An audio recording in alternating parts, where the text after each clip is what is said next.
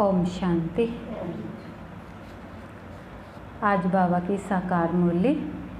मीठे बच्चे, अपने को आत्मा समझ आत्मा से बात करो तो फूल में खुशबू आती जाएगी।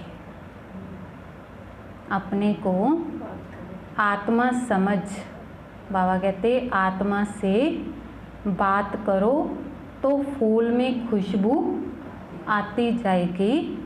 देह अभिमान की बदबू निकल जाएगी। जो देह अभिमान की बदबू है, बाबा कहते वह निकल जाएगी।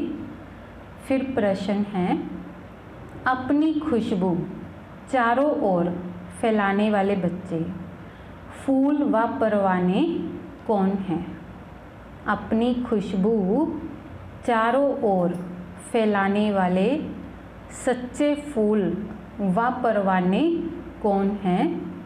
उत्तर है, सच्चे फूल वह है जो अनेकों को आप समान खुशबूदार फूल बनाए। सच्चे फूल बाबा कहते कौन है? वह है जो अनेकों को, बल्कि आप समान क्या बनाए? खुशबूदार फूल बनाए। श्रीमत पर चल क्षमा पर जल मरने वाले, अर्थात पूरा पूरा बलिहार जाने वाले, जीते जी मरने वाले सच्चे परवानों की व ऐसे फूलों की खुशबू स्वतः ही चारों ओर फैलती है। बाबा कहते हैं कि जो बच्चे श्रीमत पर चलकर अपने आप को क्या करते हैं? पूरा पूरा शिव बाबा के ऊपर बलिहार कर देते हैं। जीते जी मरने वाले, जो जीते जी इस दुनिया से मरने वाले परवाने हैं, तो ऐसे फूलों की खुशबू स्वतः ही चारों ओर फैलती है। गीत है, महफिल में जल उठी क्षमा परवाने के लिए, दुनिया में रीत बनी है मर जाने के लिए। ओम शांति। जैसे परवानों ने गीत सुना, परवाने को हो व फूल को हो, बात एक ही है। बच्चे समझते हैं हम सचमुच परवाने बने हैं, जहाँ सिर्फ फेरी पहनकर चले जाते हैं, क्षमा को भूल जाते हैं। तो हर एक को अपनी दिल से पूछना है कि हम कहाँ तक फूल बने हैं और ज्ञान की खुशबू फैलाते हैं। अपने जैसा फूल किसको बनाया है? भी चेक करना है भी अपने जैसा फूल बाबा कहते किसको बनाया है। यह तो बच्चे जानते हैं कि बाप है ज्ञान का सागर, उनकी कितनी खुशबू है। जो अच्छे फूल व परवाने हैं, उनकी ज़रूर अच्छी खुशबू आएगी। जो अच्छे बाबा के फूल बच्चे हैं और भगवान के ऊपर कुर्बान जाने वाले बच्चे हैं, उनकी बाबा कहते ज़रूर क्या आएगी? अच्छी खुशबू आएगी। वह सदैव खुश रहेंगे और औरों को भी आप समान फूल व परवाने बनाएंगे। फूल नहीं तो कली बनाएंगे। पूरे परवाने वह है जो जीते जी मरते हैं, बलि चढ़ते हैं अथवा ईश्वरीय औलाद बनते हैं। कोई साहूकार किसी गरीब के बच्चे को गोद में लेते हैं तो बच्चों को उस साहूकार की गोद में आने से फिर वही माँ बाप याद आ जाते हैं और गरीब की याद भूल जाएगी। दुनिया में किसी गरीब का बच्चा कोई अमीर एडॉप्ट कर ले तो फिर उस बच्चे को किसकी याद आएगी? गरीब की या अमीर की? हाँ, जिसकी पालना लेगा उसी की याद आएगी ना। तो उसी तरह से बाबा कहते फिर गरीब की याद भूल जाएगी। जानते हैं कि हमारे माँ बाप गरीब हैं, परंतु याद साहूकार माँ बाप को करेंगे जिससे धन मिलता है। साधु सन्यासी आदि हैं वह साधना करते हैं मुक्ति धाम में जाएं। सब मुक्ति के लिए ही पुरुषार्थ करते हैं, परंतु मुक्ति का अर्थ नहीं समझते। कोई कहते हैं ज्योति ज्योत समाएंगे, कोई समझते हैं पार निर्वाण धाम जाते हैं। निर्वाण धाम में जाने को ज्योति में समाना या मिल जाना नहीं कहा जाता। तुम समझते हो कि हम दूर देश के रहने वाले हैं, इस गंदी दुनिया में रहकर क्या करेंगे। बच्चों को समझाया है जब कोई से मिलो तो यह समझाना पड़े कि यह बना बनाया ड्रामा है। सतयुग, त्रेता, फिर है संगम युग। तो यह भी समझाया है कि सतयुग के बाद त्रेता का संगम होता है, वह युग फिरता है और यह फिर कल्प फिरता है। ये तो युग फिरता है, अभी सतयुग के बाद त्रेता आया, अभी तो बाबा कहते कलयुग के बाद सतयुग आना है, तो माना कल्प का ही माना अंतर है। तो बाबा कहते कि बाप युगे युगे नहीं आते, जैसे मनुष्य समझते हैं। बाप कहते हैं जब सब तमो प्रधान बन जाते हैं, कलयुग का अंत होता है, तो उस कल्प के संगम पर आता हूँ। युग पूरा होता है तो कलाएं कम होती हैं। यह तो जब पूरा ग्रहण लग जाता है तब मैं आता हूँ, मैं युगे युगे नहीं आता हूँ। यह बाप बैठ परवानों को समझाते हैं। तो परवानों में भी नंबरवार है, कोई तो जल मरते हैं, कोई फेरी पहन कर चले जाते हैं। श्रीमत पर तुम ही चल सकते हो। अगर कहाँ भी श्रीमत पर ना चले तो माया पिछाड़ती रहेगी। श्रीमत का बहुत गायन है। श्रीमत भगवत गीता कहा जाता है। शास्त्र तो बाद में बैठ जिन्होंने बनाए, तो उस समय बुद्धि रजो होने के कारण समझा कि कृष्ण द्वापर में आया। मैं आता ही तब हूँ जब आदि सनातन देवी देवता धर्म प्राय लोप हो जाता है, बाकी सब धर्म रहते हैं। ऐसे नहीं कि वह देवता धर्म वाले मनुष्य गुम हो जाते हैं, परंतु बाबा कहते कि यह भूल जाते हैं। क्या भूल जाते हैं? कि हम देवी देवता धर्म की आत्माएं हैं। अपना हिंदू धर्म कह देते हैं, यह भी ड्रामा में नूंद है। जब भूलें तब तो फिर मैं आकर देवी देवता धर्म की स्थापना करूं। यह एक ही बाप है जो आकर दुख धाम से सुख धाम का मालिक बनाते हैं। तुम कहेंगे अभी हम नरक के मालिक हैं। दुनिया को तमो प्रधान तो बनना ही है। सब पतित हैं, तब तो पावन के आगे जाकर नमस्ते करते हैं। अब बाप कहते हैं श्रीमत पर चलो। जन्म जन्मांतर का बोझा सिर पर बहुत है, नहीं तो त्राही त्राही करना पड़ेगा। वह तो समझते हैं कि आत्मा निर्लेप है, परंतु नहीं, आत्मा ही सुख दुख देखती है। यह कोई समझते नहीं। बाबा बार बार समझाते हैं कि मंजिल बहुत भारी है। इस समय तुम पुरुषार्थ करते हो जबकि दुखी हो। जानते हो सतयुग में हम बहुत सुखी रहेंगे। वहाँ यह पता नहीं रहेगा कि हमको फिर दुख धाम में जाना है। हम सुख में कैसे आए हैं, कितने जन्म लेंगे, कुछ भी नहीं जानते। अभी तुम जानते हो तो ऊंच कौन ठहरे। तुम ईश्वर की औलाद होने के कारण जैसे ईश्वर नॉलेजफुल है, ऐसे तुम भी नॉलेजफुल ठहरे। अभी तुम ईश्वरीय औलाद हो, परंतु नंबरवार। कोई तो बड़े मस्त हैं, समझते हैं, हम बाबा की मत पर चलते रहते हैं। जितना मत पर चलेंगे उतना श्रेष्ठ बनेंगे। तो बाप सम्मुख बैठ बच्चों को समझाते हैं कि बच्चे देह अभिमान छोड़ दो, देही अभिमानी बनो, निरंतर याद करो, बाप तो सदैव है ही सुख दाता। ऐसे नहीं कि दुख भी बाप ही देते हैं, तो बाप कभी बच्चों को दुख नहीं देंगे।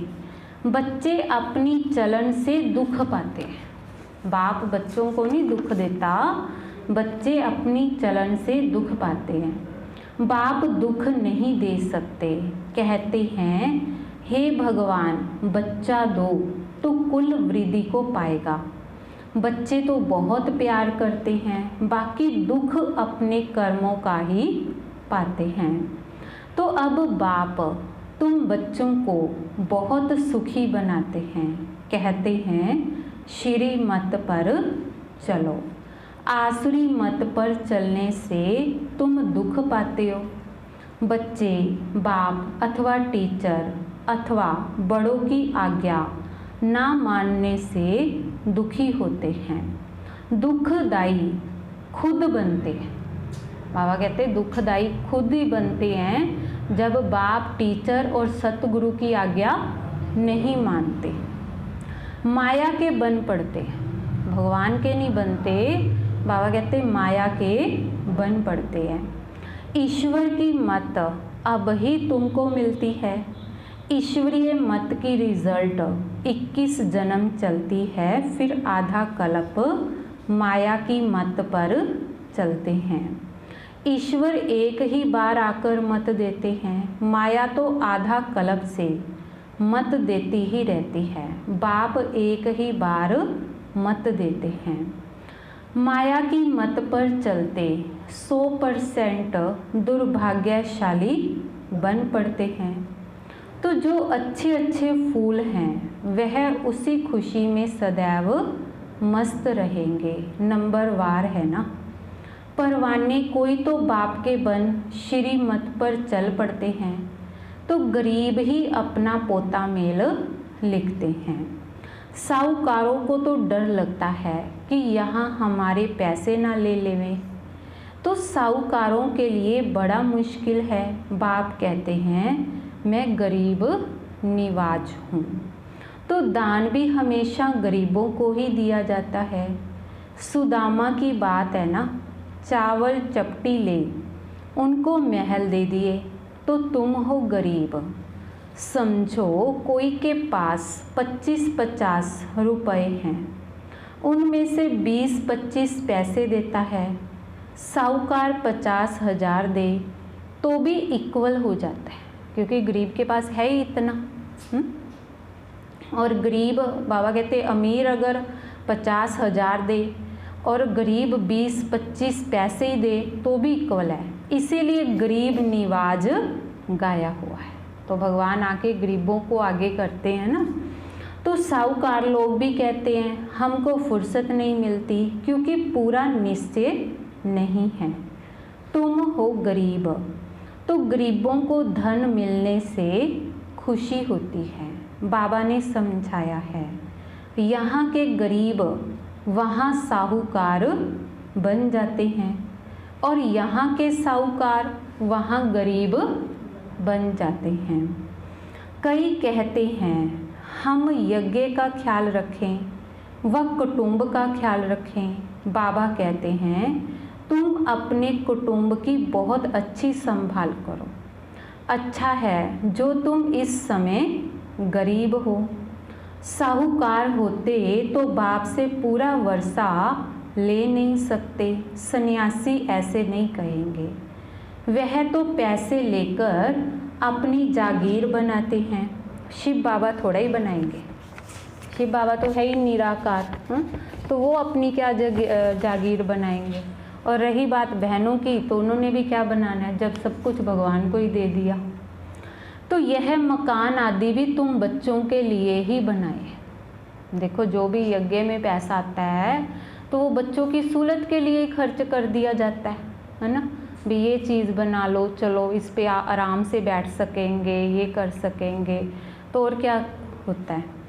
तो बाबा कहते हैं कि ये मकान आदि भी तुम बच्चों के लिए ही बनाए जाते हैं, यह किसकी जागीर नहीं है, यह तो टेम्परेरी है, क्योंकि अंत समय बच्चों को यहाँ आकर रहना है, हमारा यादगार भी यहाँ है, तो पिछाड़ी में यहाँ आकर विश्राम लेंगे, बाप के पास भागेंगे।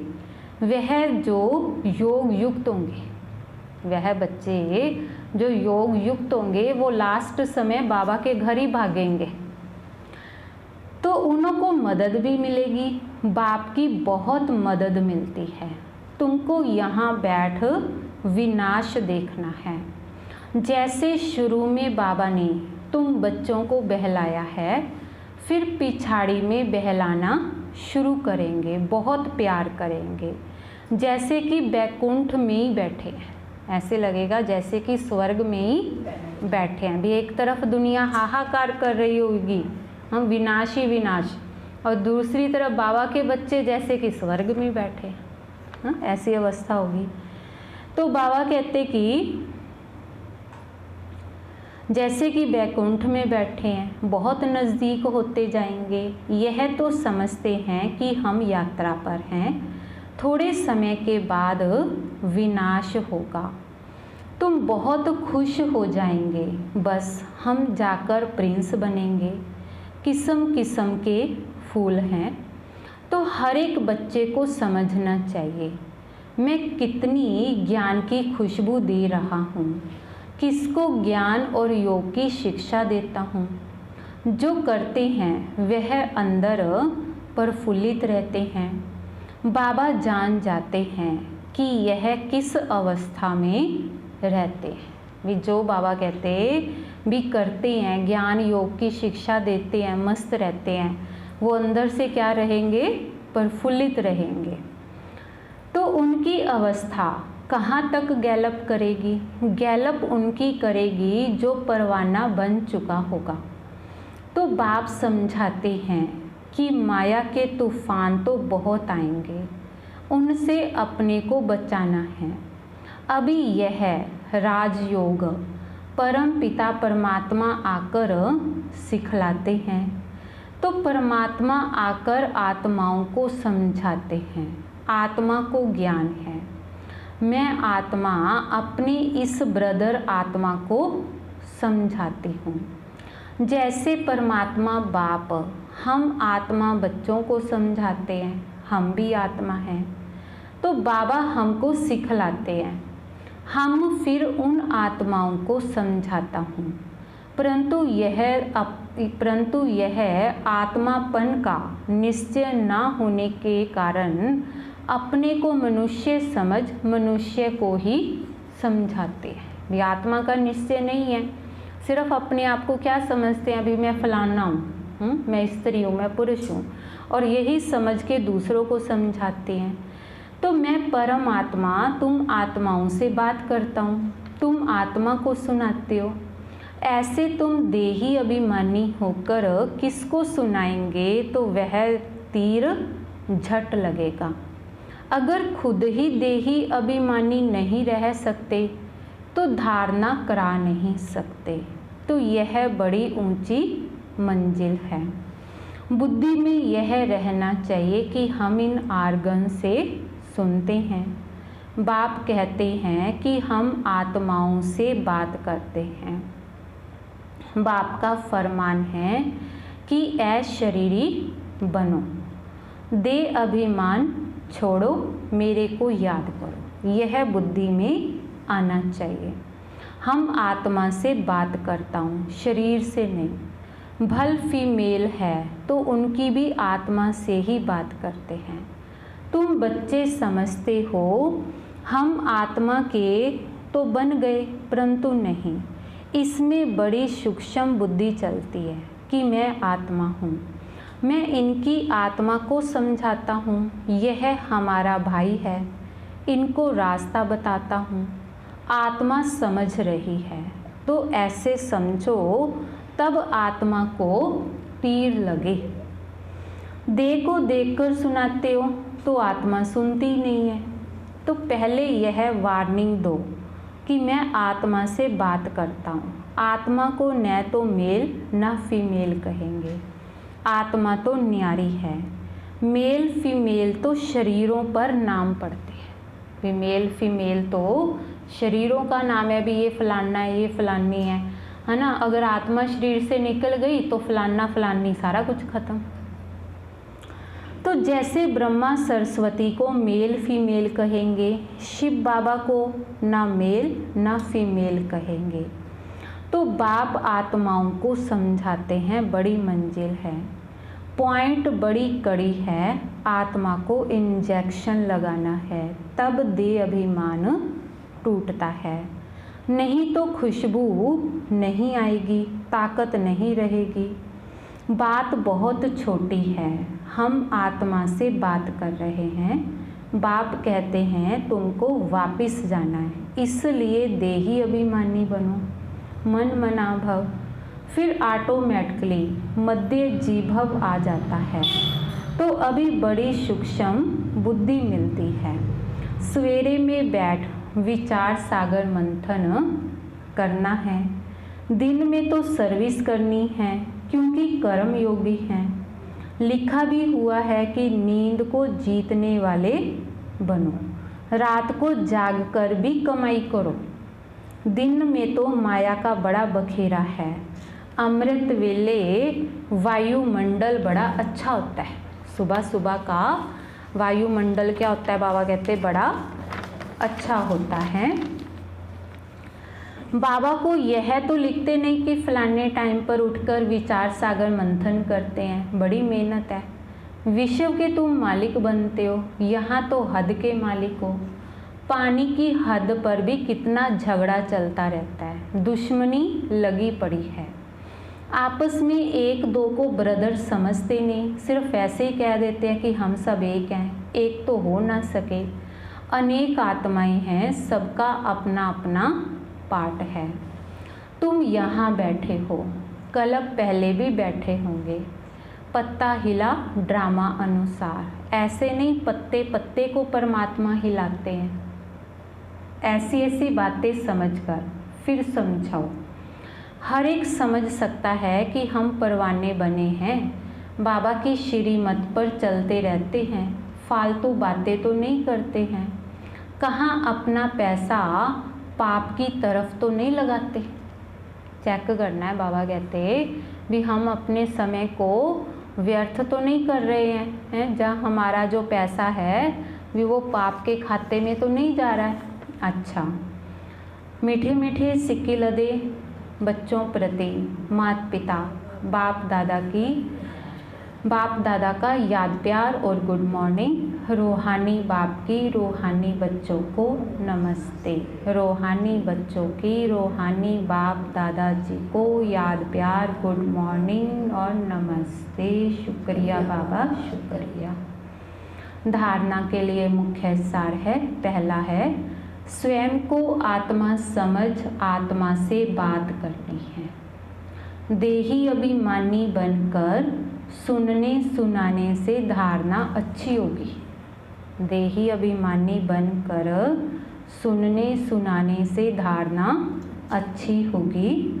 दूसरा है नींद को जीतने वाला बनना है। नींद को क्या करना है? जीतने वाला बनना है। रात को जाग कर भी कमाई करनी है। मान लो अगर रात को नींद नहीं आ रही तो बाबा को याद करो। जाग कर भी कमाई करनी है, विचार सागर मंथन करना है। फिर किसी भी फालतू बातों में अपना समय नहीं गंवाना। भी किसी की फालतू बातों में इंटरेस्ट क्या लेना? हर एक की अपनी अपनी गृहस्थी है, क्या लेना किसी की गृहस्थी में क्या चल रहा है क्या नहीं चल रहा, है ना। और अगर मान लो हम सुन भी लेते हैं फलाने के घर ऐसे है, ये है, वो है, तो खुद के विचार चलते हैं ना, क्यों चलाएं हम किसी के लिए। तो इसीलिए बाबा कहते फालतू की बातों में, किसी भी इंटरेस्ट बातों में हमें इंटरेस्ट लेना ही नहीं है। वरदान है माया की नॉलेज से इनोसेंट और ज्ञान में सेंट बनने वाले संपूर्ण पवित्र भव। माया की नॉलेज से इनोसेंट और ज्ञान में सेंट बनने वाले संपूर्ण पवित्र भव। जैसे सतयुगी आत्माएं विकारों की बातों की नॉलेज से इनोसेंट होती है। सतयुग में जो देवी देवते हैं ना, उनको पता ही नहीं होगा कि विकार होते क्या हैं, इनोसेंट होंगे। वही संस्कार स्पष्ट स्मृति में रहे तो माया की नॉलेज से इनोसेंट बन जाएंगे। लेकिन भविष्य संस्कार स्मृति में स्पष्ट तभी रहेंगे जब आत्मिक स्वरूप की स्मृति सदाकाल और स्पष्ट होगी। जैसे देह स्पष्ट दिखाई देती है, वैसे अपनी आत्मा का स्वरूप स्पष्ट दिखाई दे। जैसे हमें शरीर दिखाई देता है ना सबका, तो वैसे आत्मा का रूप भी स्पष्ट दिखाई दे, अर्थात अनुभव में आए। तब कहेंगे माया से इनोसेंट और ज्ञान में सेंट, अर्थात संपूर्ण पवित्र। स्लोगन है, अंदर की अशुद्धि ही संपूर्ण शुद्ध बनने में विघ्न डालती है। अंदर में कोई ना कोई बात है ना, तो बाबा कहते अंदर की जो अशुद्धि है वो संपूर्ण शुद्ध बनने में विघ्न डालती है। संपूर्ण शुद्ध हो ही नहीं सकते ना, तो इसीलिए बाबा कहते अंदर और बाहर दोनों की शुद्धि चाहिए। ओम शांति।